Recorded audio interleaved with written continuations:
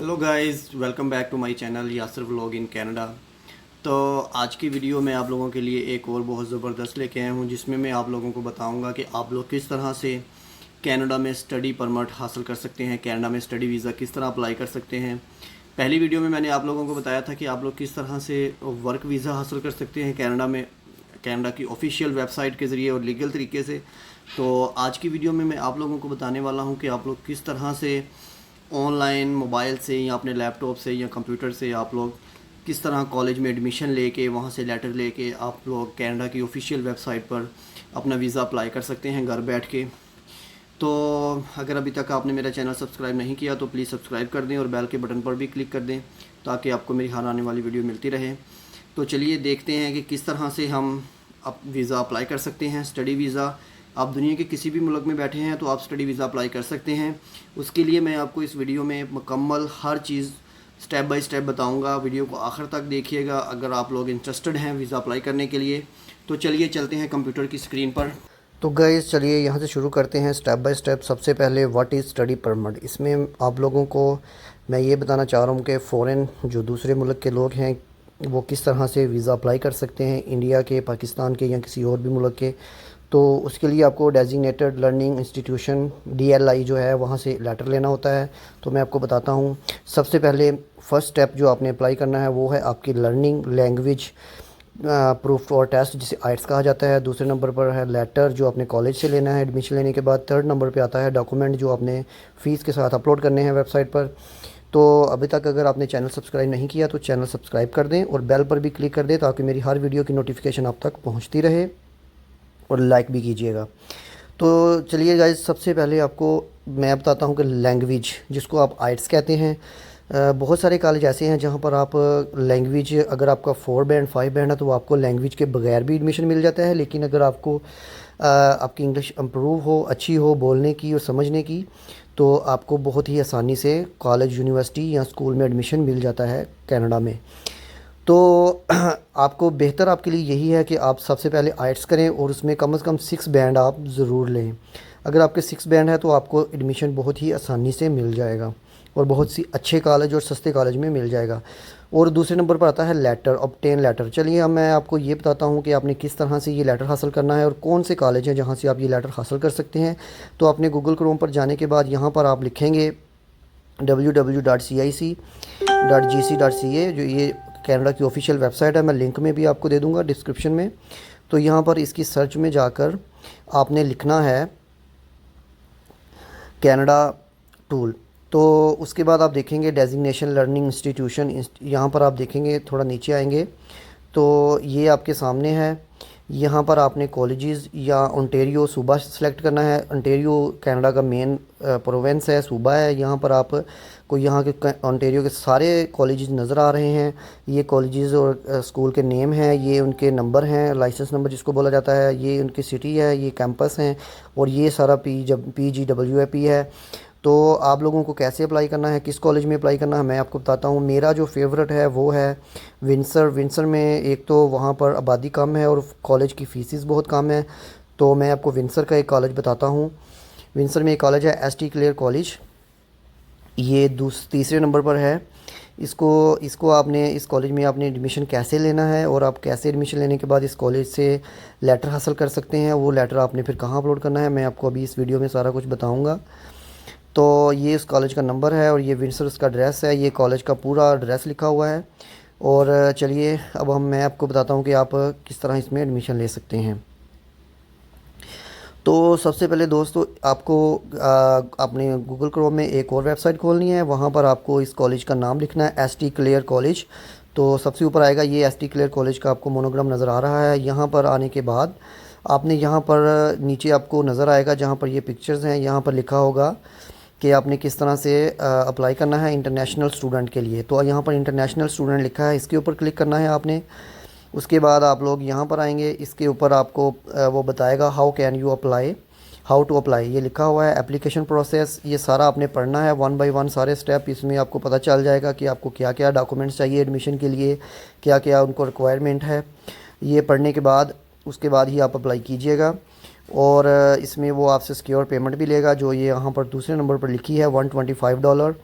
तो ये करने के बाद आपको इसकी पूरी एप्लीकेशन फ़िल करनी है। फ़िल करने के बाद आपने वो जो आइट्स किया है उसकी भी आपने इसमें बैंड सेलेक्ट इशू करने हैं। चलिए मैं आपको इसके लिंक पर जाकर आपको बताता हूँ कि आपने किस तरह से अप्लाई करना है। ये इसका लिंक लिखा हुआ है इंटरनेशनल स्टूडेंट, तो ये हमने क्लिक किया।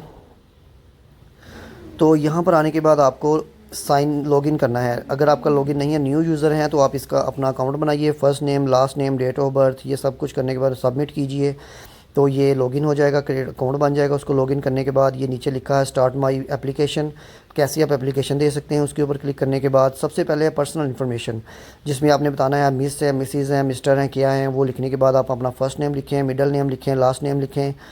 और ये लिखने के बाद आप लोगों को यहाँ पर आर यू वर्किंग, वो वर्किंग का भी पूछता है, आप उसको नो कर दें। तो यस भी कर सकते हैं, आपकी मर्ज़ी है। और यहाँ पर आपने प्रोग्राम सेलेक्ट करना है। तो प्रोग्राम यहाँ पर आपने सेलेक्ट करना है। तो एक बात मैं आपको बता दूँ, जो आप डिप्लोमा सेलेक्ट करेंगे वो 3 साल के लिए है। जो आप कोई भी कोर्स या सेमेस्टर सेलेक्ट करते हैं तो वो 1 साल के लिए है। यहाँ पर आपको अपना कोई भी जिसमें आप इंटरेस्टेड है वो स्टडी का डिप्लोमा या सर्टिफिकेट 1 साल का है, डिप्लोमा 3 साल का है, तो आपने वही सिलेक्ट करना है जो आपको चाहिए। इसको आपने बहुत ही ध्यान से फिलअप करना है, यहाँ पर आपने मिस्टेक नहीं करनी। तो यहाँ पर अपना कोर्स हर चीज़ करने के बाद आपको ये सेव और कंटिन्यू करना है। तो कंटिन्यू करने के बाद ये थोड़ा प्रोसेसर स्लो चलता है, मैं आपको अभी बताता हूँ। ओके, यहाँ पर आने के बाद ये आपसे पूछ रहा है कि आपने लिसनिंग लर्निंग के कितने बैंड है, वो आपने यहाँ पर सिलेक्ट करना है। 6 हैं, 5 है, कितने हैं। वो करने के बाद आपने इसको फिर से कंटिन्यू करना है। यहाँ पर वो आपसे डॉक्यूमेंट मांगेगा, बर्थ सर्टिफिकेट है या पासपोर्ट है या कुछ भी, वो आपने इस तरह अपलोड करने हैं। स्कैन करने के बाद उनकी PDF फाइल बनाने के बाद आपने उनको यहाँ पर अपलोड करना है। ये सपोर्टिंग डॉक्यूमेंट ये आपको बोल रहा है, कॉलेज आपसे आपके पासपोर्ट ये सारे डॉक्यूमेंट लेंगे। तो इसको आप अच्छी तरह से पढ़ेंगे, इसकी सारी जो इसमें डिटेल दी है, तो आपको बहुत ही आसानी से पता चल जाएगा कि कॉलेज को क्या क्या डॉक्यूमेंट चाहिए और क्या क्या चीज़ें चाहिए। तो जो जो चीज़ें वो मांगे वही चीज़ें उनकी लिंक पर जाके आप अपलोड करें। तो अपलोड करने के बाद ये आपको नीचे पेमेंट का भी ऑप्शन देगा कि आपकी कितनी पेमेंट आपने सिक्योरिटी के लिए जमा करवानी है। बहुत ही थोड़ी मकबूल इनकी पेमेंट है जो सिक्योरिटी के लिए पहले वो आपसे लेते हैं, $120 मे बी समथिंग। तो आप ये इसके ऊपर आपको सारा उसने बताया कि स्टडी परमिट पर आप काम भी कर सकते हैं। उसके बाद आपने फिर कनाडा की ऑफिशियल वेबसाइट पर आना है। यहाँ पर आपको लिखा है study permit, get a study permit. तो यहाँ पर क्लिक करना है। क्लिक करने के बाद आप नीचे जाएंगे थोड़ा सा। तो नीचे आने के बाद अच्छा चलिए अब मैं पहले आपको एक और चीज़ बता दूँ। यहाँ पर आपके थर्ड स्टेप जो आता है वो है gather required document, no to fees. ये जो आपने कनाडा की वेबसाइट पर जो आपने डॉक्यूमेंट अपलोड करने हैं स्टडी परमिट के, वो मैं आपको बताता हूँ। उसमें आपने सर्च में लिखना है कनाडा टूल। तो कनाडा टूल को सर्च करें। कनाडा टूल को सर्च करने के बाद यहाँ पर आपको नज़र आएगा कैंडिडेट्स, इसको सिलेक्ट करें। कैंडिडेट को सिलेक्ट करने के बाद नीचे आ जाएँ। नीचे आपको नज़र आएगा इमिग्रेशन के बारे में, fine to immigration our watch. Okay, यहाँ पर आने के बाद आपको do you want to come in Canada, तो यहाँ पर आपको चेक योर एप्लीकेशन पे क्लिक करना है। यहाँ पर वो आपसे बहुत सारे क्वेश्चन करेगा, जैसे मैंने पिछली वीडियो में आपको बताया था। वहाँ पर आपने वर्क के लिए किया था, यहाँ पर आपने स्टडी के लिए करना है। इसके सारे क्वेश्चन के आपने आंसर देने हैं।